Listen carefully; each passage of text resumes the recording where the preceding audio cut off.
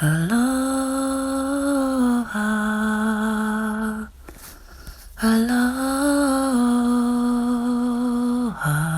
aloha, aloha, aloha.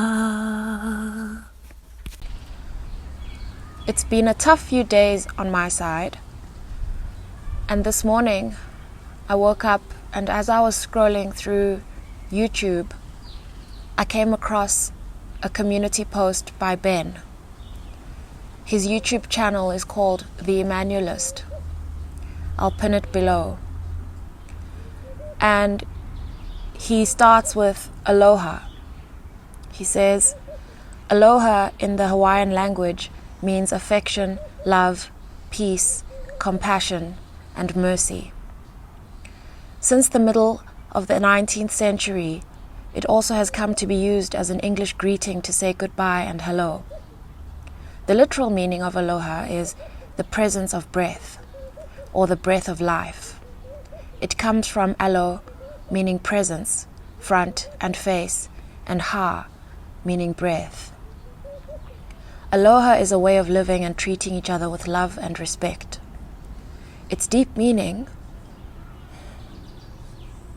starts by teaching ourselves to love our own beings first, and afterwards to spread the love to others. According to the old kahunas, priests, being able to live the spirit of aloha was a way of reaching self-perfection and realization for our own body and soul. Aloha is sending and receiving a positive energy. Aloha is living in harmony. When you live the spirit of aloha, you create positive feelings and thoughts, which are never gone. They exist in space, multiply and spread over to others. More than saying, "How are you?" which we rarely meet someone who is patiently waiting for the answer, or a hail simply meant to get the attention like hello or hey, aloha makes greeting someone a love-filled moment with them. There are many other fine greetings out there. I would love to hear yours. I am just infatuated with the depth of this all-encompassing way of saying, I really love you. I hope you have peace in your life and we keep peace in our friendship. I want you to know I will try to have compassion and show you respect, and that I pray we will always grow in friendship and in life. So to all you wonderful kahunas of life, aloha. I'm about to do something here that I haven't done before on Pyramid Energy, and that is showing up with a heart that still feels very raw. Usually I prefer to gather my energy and then show up, but this is where I am right now, and I feel like I just want to share what it is I'm going through. Especially because for what feels like about 48 hours now, I've spent time resting and also battling something that I didn't quite have the opportunity to address before I entered quite a busy period of about 3 days in my life. So if this isn't for you, then you should just click off. And this is definitely not I'm not looking for any sympathy or anything. I just want to share this very real experience I'm going through. Holding space is also, while it's a privilege, it holds big responsibility, because I realize that the energy that I bring is shared. But where I find myself now is I've been trying to write through this stuff, and I just keep opening my notebook and closing it with the pen next to it. That's why I was singing. Ben's piece made me just want to sing. And last night I remember just describing to another friend that I have no words, I have no energy, I can't even read, I can't write. All I can do right now is sing. And this is difficult for me because my biggest priority in my life, in terms of my health and my well-being, is to maintain an open heart. And so that means whether it's overflowing with joy and love, or if it's feeling raw and in pain and battling, whatever that is, I need to keep it open, because closed means I can't be creative, I can't express myself. The heart, when it's closed, is like a plug. And so anything that's coming from my base upwards through my sacral chakra, solar plexus, gets blocked in that plug. And that also means that anything coming from my crown, that's from above, my expression can't flow. If my heart is closed, it feels like I'm dying. And I say dying not to sound drastic, but in that position I prefer the feeling of crying, because when I'm crying, at least I feel like I'm alive. Whereas if I can't cry and I can't feel at peace and I can't feel joy, I feel suffocated. And so it feels like terrorism, because if I could describe what it feels like right now in my thoughts, it feels like I've been pacing. My thoughts are pacing and my heart is pacing. And I'm going to tell you that in the last 30 minutes, I've figured out what has happened to me. Essentially, this all boils down to being an empath. But that doesn't mean that the experience is not real, that it does not feel real. So last week, it's been 9 days since I shared something on pyramid energy. And it's not so much that I feel pressure as it is that I've really missed this room. I had a lot of work pressure last week, so I prioritized that. And at the same time, I realized that there's a huge creative shift that's taking place inside of me. And so ideally, I would have had space and quiet to process what that is and explore it. But between Friday and Saturday, I was busy with a team that I work with. I volunteer for a school, and we were hosting a big charity event that we host once a year. And so it's a lot of planning that basically culminates over this one day. But I was on my feet throughout, from Friday to Saturday, on very little sleep. And a lot of people. So that's a lot of interaction. And I realized just through those 2 days that when I show up somewhere, I bring all of myself. Even if I don't have the energy. Especially if it's something that I cannot not be at. I can't miss it. And so I show up with all of myself. So every conversation, I bring all of myself, And I don't know another way. I don't know another way to speak to someone and not be present. But it's a friend of mine who pointed it out, that whenever she brought up someone, like, I had information about them, and that's because I spoke to them. Anyway, those 2 days, they went very, very well. And on Sunday, so that's yesterday, no, it's actually the day before yesterday, because I slept all of yesterday. On Sunday, I attended a baby shower for a very close friend of mine. Now, I think this is where a lot of the damage happened, because, so she lives in Dublin, and she's from South Africa, lives in Dublin, and visited. And so this is a big deal because, she's having a baby, and so I wouldn't miss it for the world. But that meant that I needed to interact with people that I don't really speak to anymore. And it's not so much that I cut them out of my lives, it's just that life has kind of taken us to different places, and I find myself just being someone who doesn't feel the need to explain my whole life to someone just because I happened to see them somewhere. But I've never felt like more of a mermaid than I did on Sunday, because like I said, I bring all of myself to a place and to a person and to people.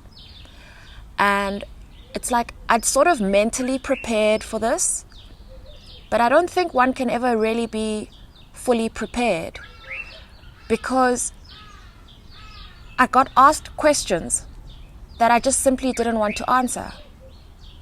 And while they might think that I handled it all very well, there was a confrontation, but I mean, I handled it as best as I could. I mean, that's what happens if someone keeps pushing something, other than just shutting my mouth and looking at them blankly and walking away.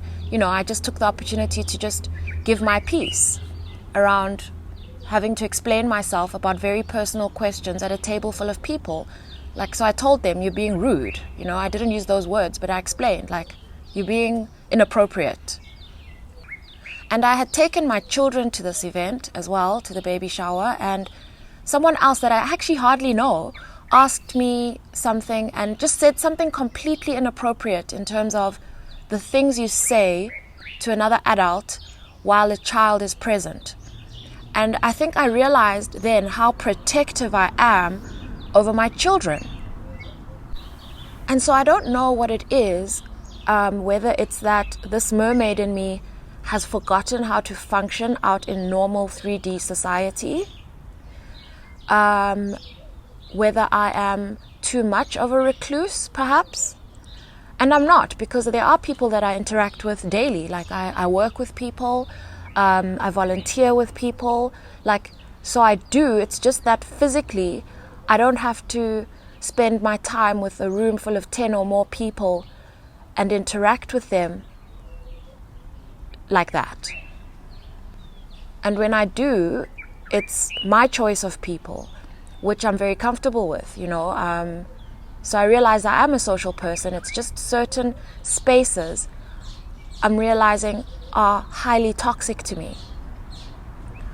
And so what happens is that I might prepare myself for certain questions, certain answers. And I realized there was a friend sitting next to me who also has some juicy stuff happening in her life, and no one asked her anything. No one asked her anything. And it's my mother who put it in perspective for me that there are certain people that trigger people. So certain questions are directed at me to test me, to check how secure I feel. And I think it's because of how I show up, and perhaps certain impressions I've made without explaining myself, call them to ask me questions, to check, to prod. And so my mind is aware of this, my mind knows this, but my energy was not completely secured on this day. And so I realized that I absorbed perhaps every single projection that was imposed on me on Sunday. And this is now a clash of thoughts and emotions, because what's happening is that my mind is solving how to respond. My mind is also now working through all of their energy I picked up. So a lot of it I'm aware that's their energy.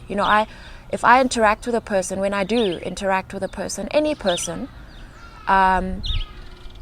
especially if that person has not worked through their own energy, my centers are basically all open. Like I said, when I'm not secured and not prepared fully, especially if you're depleted, this is what happens. And so I absorb all of their information and I literally go home with it. And while I'm at home, this is my nature, I solve through it. So I'm aware of it, but then there are things that are left on me still. And so I'm left with their doubt. I'm left with their just lack of openness, the closed nature of their heart. And this is all while I'm being faced by a person with a smile on their face that appears pleasant. And so they appear pleasant, and I must also show up pleasant, yet there's this whole subliminal conversation that has happened, and I'm the only one who has been present for that part. And so now something else that happens is that I've left them with some of my energy, while I believe that these are copious amounts, because if I have none, then it's definitely gone there. And so for the coming days, they are also working through that energy. We haven't spoken about this, but I know, because that's where my energy's gone. And if I can still feel my energy, I'm aware of all these questions I've left them with, but because this is all unconscious on their side, it's not easy to work through. And I realize this is my karma. But the timing has not been good for me, because, like I said, going into this time, I was kind of going through a reevaluation of my creativity and where I'm going. And so now I found myself in no man's land. So I'm not where I was before, but I'm not where I'm headed. And when I try to grasp the present moment, I'm pacing my heart and I'm pacing my thoughts. And I think this is where I become so grateful for others that are able to hold space. I'll go back to Ben. Ben has been writing the most beautiful golden stories. He's been sharing them on his YouTube channel and also some on our Facebook community page. The videos I've been playing, there's one that I've played to my children at bedtime. They absolutely love them. Some of the language I think is slightly beyond them, but I don't know, because their response says that they absorbed the energy, they absorbed the message, and so that nothing else matters really. But Ben does this thing where he credits me for his work. But the thing is, when I feel I'm going through a time like this, to open up and read stories like that, those stories carry me through this time that I find myself in. And they help me to unlock my creativity again. It's as if I've been in this prison, I've been suffocating, and I'm just trying to explain this reciprocal nature of these relationships that we have. And all that I can say about it is that it's just, it shows our oneness, our creativity is often born of our connectedness. I mean, it's the strangest thing. On the days that he writes his story, that story relates exactly to what I'm battling with inside, or what I'm feeling inside that I haven't expressed yet he credits his creativity to stuff I do share. It's amazing, it's beautiful, and it's hard to explain. And so that's why I don't know if you may or may not have noticed, when I was reading his explanation of Aloha, the emotions, they caught up with me. And I then again, I tried to write, couldn't.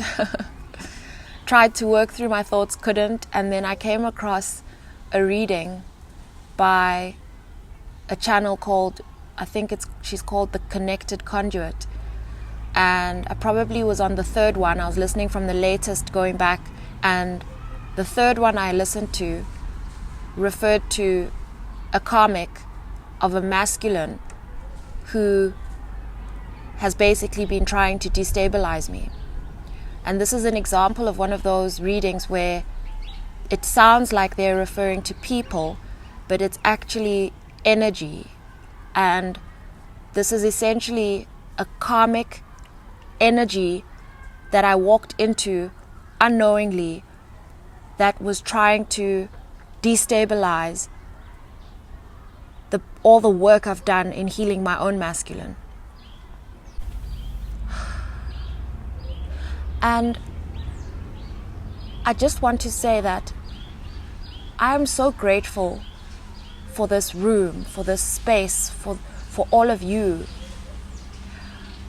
this has been so highlighted for me in these days that I have not shared anything, because however busy life gets, taking care of responsibilities, trying to gather my energy so that I can also show up for my children in the best way. I mean, they're my priority. They are my priority. Beyond my keeping my heart open and making sure that everything is okay with me, they are my priority. And I put myself first before my children, because if I put my children first, then I'm giving them less than they deserve. So I look after myself so that I can look after my children, and so that I can then get to the things I love to do. And it's never been more highlighted to me how much I love everything that happens here on Pyramid Energy than this time. I almost forgot to actually get to my point about this reading by the Connected Conduit. That reading opened the floodgates, like completely. My heart cracked wide open, and I finally was able to speak. I was finally able to write something, and that's because I applied her reading to my situation, and it started to make sense. Everything that I had been through on Sunday hadn't made sense yet. So I was carrying all of these thoughts and emotions and all this energy that was not validated. Why was it not validated? It wasn't validated because in my trying to protect myself, what I was doing was closing my heart and not recognizing that maybe I have absorbed all of the stuff, all of the ick. I hadn't yet been able to admit to myself that I actually admit that whatever happened made me question myself. That this mermaid doesn't like wearing human legs. I don't like going out into the air and pretending I have human legs that are real. I don't. I have a tail. I swim. I read energy. I swim. I live underwater. I have love. I spread it. I feel it. But when someone does something nasty, or says something nasty, or pretends to not be, and pretends and says words that do not match their energy, it hurts me.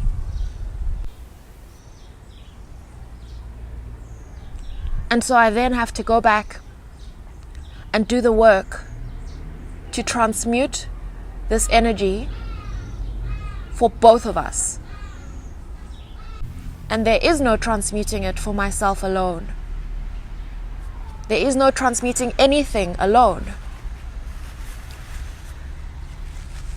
And before I get to the point where I admit that to myself, my heart is closed.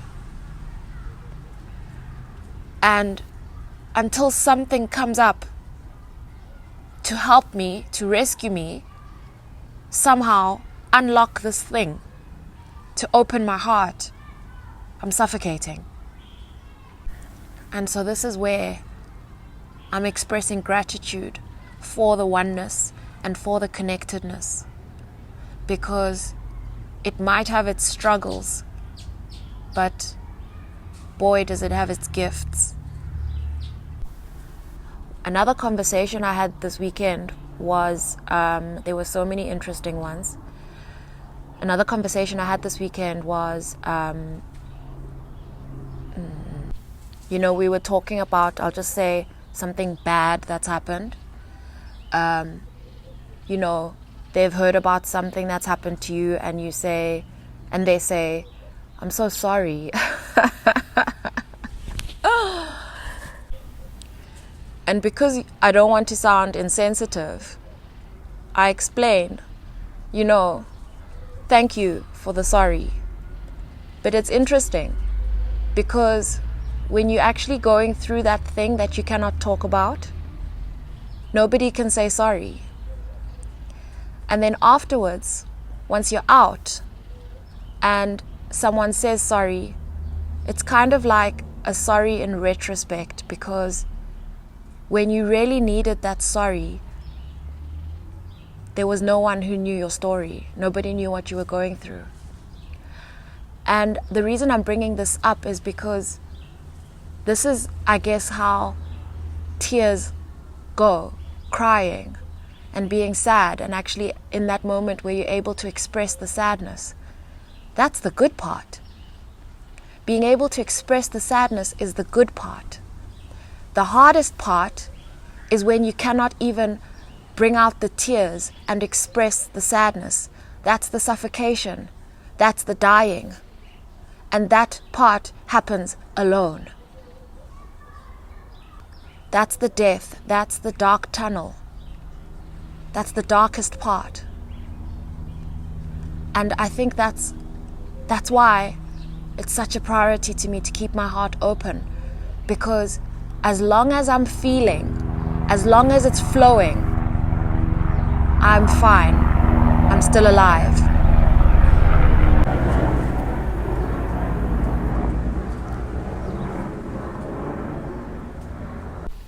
And so I'm going to close this here. But I just want to say I love you all so much. And I'm grateful for all of your love. If anything, throughout this past week, my love for you has deepened. I have reflected on changes in creativity, and not just the process but the direction. This happened to me as well like a few months ago, where I think I did mention I considered closing the channel.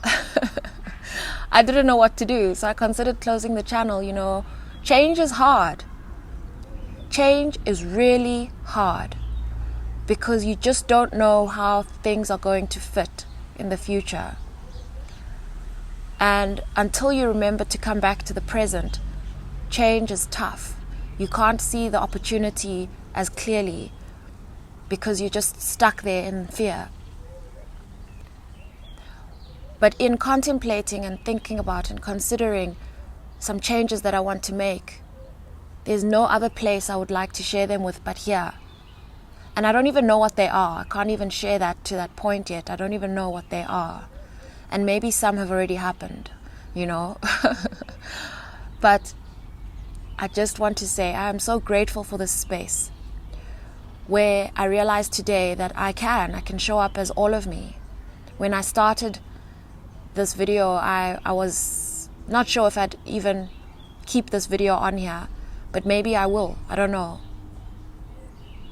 But I think it's important to not pretend as though everything is always steady, that everything is always strong, that everything is always fine.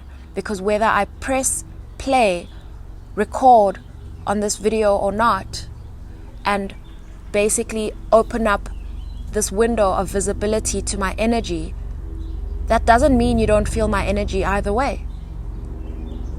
I realize as well that even if I don't press record, I feel your energy. So what's to say you don't feel mine? That you don't feel mine in my absence? Absolutely nothing. And so this was me showing up. Aloha.